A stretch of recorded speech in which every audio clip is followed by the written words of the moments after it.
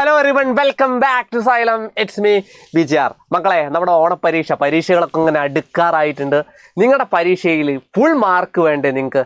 ഈ ഒരു ചാപ്റ്ററിൽ ഏറ്റവും ഇമ്പോർട്ടൻ്റ് ആയിട്ടുള്ള കുറച്ച് ക്വസ്റ്റ്യൻസ് ആണ് നമ്മൾ ഈ ഒരു ചെറിയൊരു വീഡിയോയിലൂടെ സെറ്റാക്കി പോകുന്നത്. അപ്പോൾ എൻ്റെ പൊന്നു മക്കൾ ഉറപ്പായിട്ടും ക്ലാസ്സുകൾ ആദ്യം തന്നെ കാണുന്നതിന് മുന്നേ തന്നെ ലൈക്ക് ചെയ്തേ. കാരണം നിങ്ങളുടെ ലൈക്കും നിങ്ങളുടെ കമൻസ് ഫീഡ്ബാക്കുകളും മാത്രം കണ്ടുകൊണ്ടാണ് ഞങ്ങൾ എന്ത് ചെയ്യുന്നത്, ഓരോ ക്ലാസ്സുകളും യൂട്യൂബിലൂടെ നിങ്ങൾക്ക് നൽകുന്നത്. അപ്പോൾ ഫീഡ്ബാക്കുകളും ലൈക്കും ഇടാൻ മറക്കരുത്. അപ്പോൾ നമ്മുടെ രണ്ടാമത്തെ ചാപ്റ്റർ ഏറ്റവും ഇമ്പോർട്ടൻറ്റ് ചാപ്റ്ററാണ്. അത്യാവശ്യം നല്ലൊരു ചാപ്റ്ററാണ്. എളുപ്പത്തിൽ മാർക്ക് സ്കോർ ചെയ്യാൻ പറ്റുന്ന ചാപ്റ്ററാണ്. ആ ചാപ്റ്ററിൽ നിന്ന് ഏറ്റവും ഇമ്പോർട്ടൻ്റ് ആയിട്ടുള്ള പരീക്ഷയ്ക്ക് ചോദിക്കാൻ ചാൻസ് ഉള്ളതല്ല, ചോദിക്കും എന്ന് ഉറപ്പുള്ള ഒരു ക്വസ്റ്റ്യൻ അല്ല, 1-2 ക്വസ്റ്റ്യൻ മുഴുവൻ കാണുക കേട്ടോ. ഇതാണ് ഫസ്റ്റ് ക്വസ്റ്റ്യൻ. നമുക്ക് ക്വസ്റ്റ്യൻ ഒന്ന് വായിച്ചു നോക്കാം. ക്വസ്റ്റ്യൻ നന്നായിട്ട് വായിക്കണം കേട്ടോ. ക്വസ്റ്റ്യൻ എന്താ? ചോദ്യം ഒന്ന് വായിച്ചു നോക്കിയേ. 10 kilogram of rice is filled equally in 8 bags. If the rice in such 3 bags are taken together, how many kilograms would be? അവിടെ സിമ്പിളാണ്.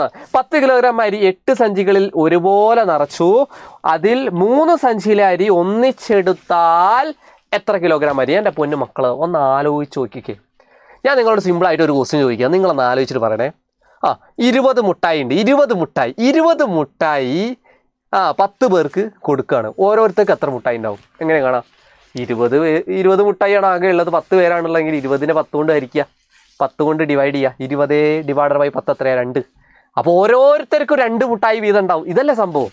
ഇതേ കോൺസെപ്റ്റ് തന്നെയാണ് മക്കൾ ഇവിടെ ഉള്ളത്. കാരണം ഇവിടെ ഫ്രാക്ഷൻ ഭിന്നസംഖ്യ ആണെന്നേ ഉള്ളൂ.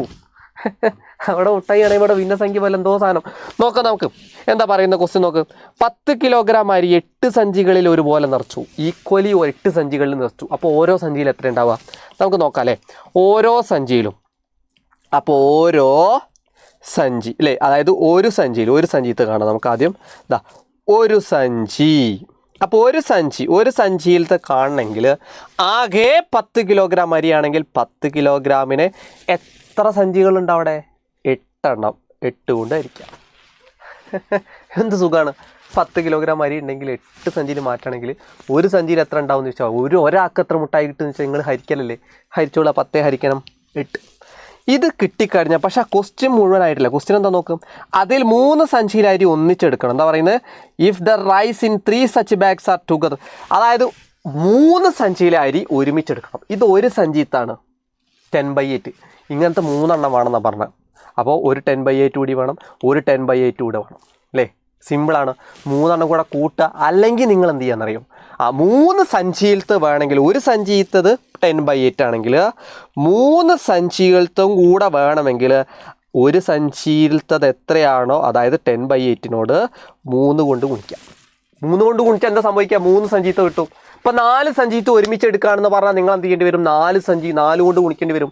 ഇവിടെ 3 കൊണ്ട് ഗുണിച്ചെന്തുകൊണ്ടാണ്? 3 സഞ്ചിയാണ്, അതുകൊണ്ട് 3 കൊണ്ട് ഗുണിച്ചാൽ മതി. സെറ്റല്ലേ? അപ്പോൾ അങ്ങനെയാണെങ്കിൽ നിങ്ങൾ ഇനി എന്താ ചെയ്യേണ്ടത്? ഗുണിക്കാൻ അറിയണം. ശ്രദ്ധിക്കുക. ഇവിടെ 10 ഉണ്ട്, ഇവിടെ × 3. ഇവിടെ ഇൻറ്റു ആണെങ്കിൽ നിങ്ങൾ എന്ത് ചെയ്താൽ മതി എന്നറിയോ? ഇത് നേരെ അങ്ങോട്ട് മൾട്ടിപ്ലൈ ചെയ്താൽ മതി. 10 × 3 നേരെ മൾട്ടിപ്ലൈ ചെയ്യുക. 10 × 3 എത്രയാടാ? നേരെ മൾട്ടിപ്ലൈ ചെയ്താൽ ഈ 10ഉം ഈ 3യും കൂടെ മൾട്ടിപ്ലൈ. 10 × 3 ദാറ്റ് ഈസ് 30/, താഴത്തെട്ട് താഴെ തന്നെ ചെയ്ത, താഴത്തിലടാ, താഴെ തന്നെ എഴുതിക്കോളാം. സെറ്റല്ലേ? അപ്പം 30/8 ആണ് നമ്മുടെ ആൻസർ. പക്ഷേ ഇത് ഒരു ഭിന്നസംഖ്യ. ഈ ഒരു ഭിന്നസംഖ്യ എന്ത് ചെയ്യണം? നിങ്ങൾ മിശ്ര ഭിന്നസംഖ്യയിലോട്ട് മാറ്റണം. ആദ്യം ഞാൻ എന്ത് ചെയ്യുന്നത്? ഇതിനെ ചെറുതാക്കുന്നുണ്ട്. 30ൻ്റെ പകുതി 15 ആണ്, അറിയാലോ. അതേ 8ൻ്റെ പകുതി 4 ആണ്. 15/4 ചെറുതാക്കിയാൽ മതി. അതായത് മിശ്ര ഭിന്നസംഖ്യ ആക്കിയാൽ മതി. ഓക്കെ, 15/4 ചെറുതാണ്, മിശ്ര ഭിന്നസംഖ്യ ആക്കുക. എങ്ങനെ ആക്കാന്നറിയോ? ഹരിക്കുക അറിയത്തില്ലേ? ഞാൻ കാണിച്ചു തരാം. നോക്ക്, 15 മുകളിൽ എഴുതി, 4 താഴെ എഴുതി. റെഡിയാണല്ലോ? 15ൽ എത്ര 4 ഉണ്ട്? നോക്ക്, 15ൽ 4 3 എണ്ണം കേട്ടോ. 3 4 എത്ര വരും? 12. റിമൈൻഡർ എത്ര? 15 12 കുറച്ച് 3 അല്ലേ? ഇങ്ങനെ കിട്ടിക്കഴിഞ്ഞാൽ നിങ്ങൾ എന്താ ചെയ്യേണ്ട അറിയോ? ഇതിന് മിശ്ര ഭിന്നസംഖ്യ ആക്കണമെങ്കിൽ നിങ്ങൾ ഒറ്റ പരിപാടി ചെയ്താൽ മതി. നോക്കിക്കോ. എത്രയാണ് നമുക്ക് ഉത്തരം കിട്ടി? 3 അല്ലേ? അതായത് മുകളിൽ 3 എന്ത് ചെയ്താൽ അതാണ് നമ്മുടെ ഉത്തരം. 3 കഴിഞ്ഞില്ല. ഇനി നിങ്ങൾ എന്ത് ചെയ്യണം? ഈ 3 എഴുതി നമ്മൾ കേട്ടോ. ഓക്കെ, ഇനി നിങ്ങൾ ഈ താഴെയുള്ള 3 നമ്മൾ റിമൈൻഡർ കിട്ടിയ നമ്പർ നിങ്ങൾ എന്ത് ചെയ്യണം? മുകളിൽ എഴുതണം. അതുപോലെ ആരെ കൊണ്ടാണോ ഡിവൈഡ് ചെയ്തത് ആ നമ്പർ താഴെ എഴുതണം. ഓക്കെ, അപ്പോൾ ഇതാണ് നമ്മുടെ ഉത്തരം. ഏതാടാ പറ 3/4 സെറ്റാണോ? അപ്പോൾ ഇതായിരിക്കും പല കുട്ടികൾക്കും ഡൗട്ട് ഉണ്ടാവുക. ഇതാണ് നമ്മുടെ ഉത്തരം. 15/4 ആണ്. പക്ഷേ 15/4 എന്ന് പറഞ്ഞാൽ 15/4 എന്ന് പറഞ്ഞാൽ ഭിന്നസംഖ്യയെ നിങ്ങൾ മാറ്റണം. എങ്ങോട്ട്? മിശ്ര ഭിന്നസംഖ്യ. എങ്ങനെ മാറ്റുക? 15 4 3 4 12 റിമൈൻഡർ. ശിഷ്ടം കിട്ടിയാൽ നിർത്തുക കേട്ടോ. ഇനി ഇറക്കിയതാനൊന്നുമില്ലല്ലോ, ശിഷ്ടം കിട്ടിയാൽ നിർത്തുക. ഇനി നിങ്ങൾ ഈ 3 നമ്പറിനെ സെലക്ട് ചെയ്യണം. ആദ്യം ആരെയ്തു? അതാണ് നമ്മൾ കൺഫ്യൂഷൻ. ആദ്യം ആരെയ്തെന്ന് ചോദിച്ചാൽ ഉത്തരം ഇതല്ലേ ഉത്തരം. നമ്മളെ 3 ആ 3 മുകളിലുള്ള 3 ആദ്യം ഇതാ. താഴെയുള്ളവനെ മുകളിൽ കയറ്റുക. അതാ പരിപാടി. ആ ലെസൺ അല്ലേ എനിക്ക്. താഴെയുള്ളവനെ മുകളിൽ കയറ്റുക. റിമൈൻഡർ ശിഷ്ടമുള്ളവനെ മുകളിൽ കയറ്റുക. ഡിവൈഡ് ചെയ്ത മുകളിലുള്ളവനെ എന്ത് ചെയ്യുക? താഴേക്ക്. 3/4 നമ്മുടെ ഉത്തരം. സെറ്റ്. റെഡി അല്ലേ? അപ്പോൾ ഇതുപോലൊരു ക്വസ്റ്റ്യൻ കൂടെ നമുക്ക് നോക്കാം. ഈ ഒരു ക്വസ്റ്റ്യൻ ശ്രദ്ധിച്ചിരുന്നോ? ഇത് വേറെ ടൈപ്പാണ്. നേരത്തെ മാതിരി ചാക്കൊന്നല്ല. ഇത് പരപ്പളവ് കാണാനാണ് പറയുന്നത്. പരപ്പളവ് എന്ന് പറഞ്ഞാൽ ഏരിയ. ചോദ്യം വായിക്കാം, കൂടുതൽ സമയം കളയണ്ട, വേഗം വായിച്ചോ. ക്വസ്റ്റ്യൻ സിമ്പിളാണ്. ക്വസ്റ്റ്യൻ എന്താണ്?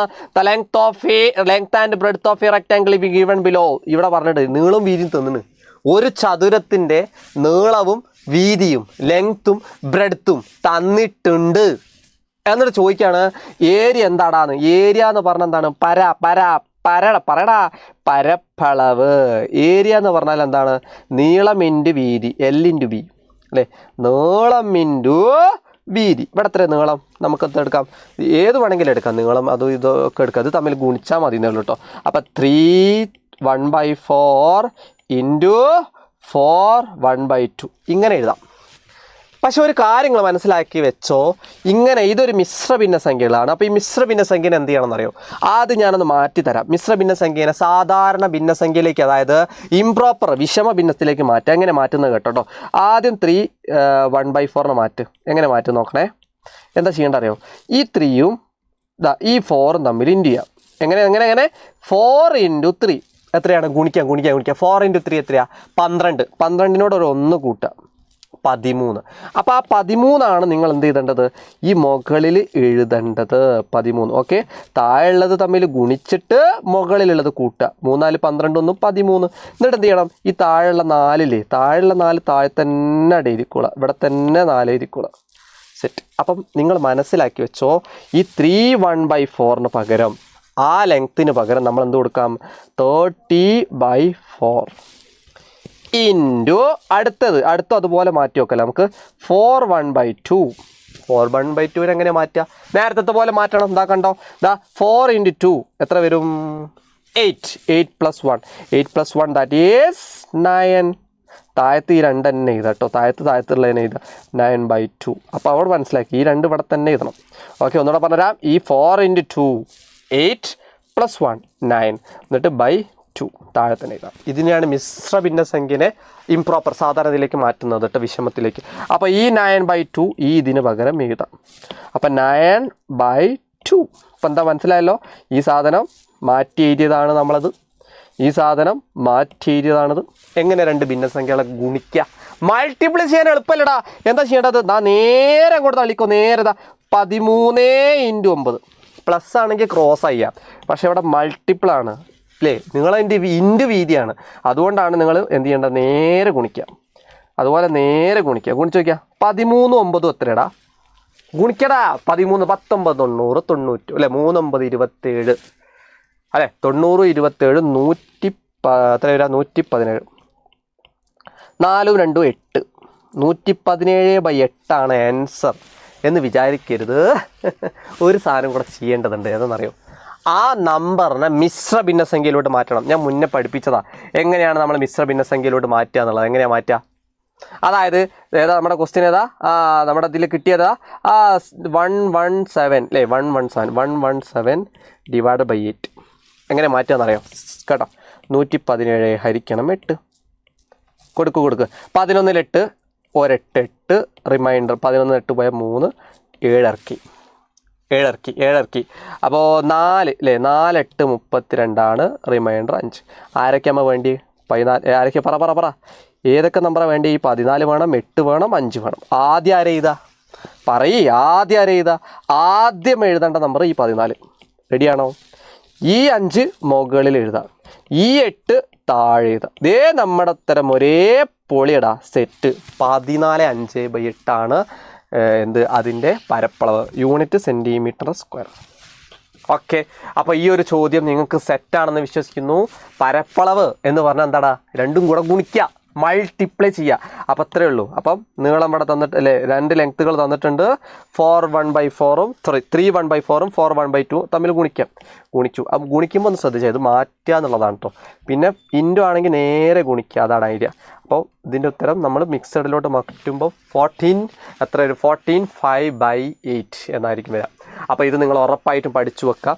ഇനി ഞാൻ നിങ്ങൾക്ക് ഒരു ചോദ്യം നിങ്ങൾക്ക് എന്ത് ചെയ്യാൻ വേണ്ടിയിട്ട് തരാം. ആ ചോദ്യം നിങ്ങൾ ഉറപ്പായിട്ടും ചെയ്ത് കാണിക്കാം. ഓക്കെ, ചെയ്തതിന് ശേഷം നിങ്ങൾ ഉറപ്പായിട്ടും നമ്മുടെ കമൻറ്റ് സെക്ഷനിൽ ടൈപ്പ് ചെയ്തിട്ട് വിടണം. ഈ ചോദ്യത്തിൻ്റെ ഒരു പ്രത്യേകത ഉണ്ട്. ചോദ്യം നന്നായിട്ടൊന്ന് വായിച്ചു നോക്കിക്കേ.